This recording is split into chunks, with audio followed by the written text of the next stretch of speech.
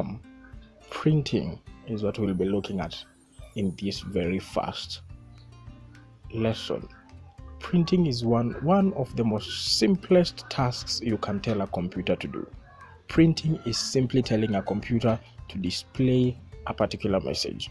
In Python, we ask a computer to print a message by using the print function and putting the message we want to print inside the parentheses and closing it in a quotation mark.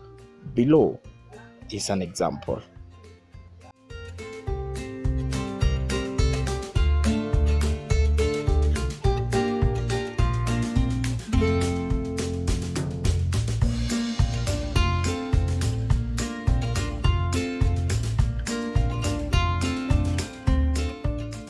As you can see, the computer printed the word "Hello World" in our terminal. So that is the first thing.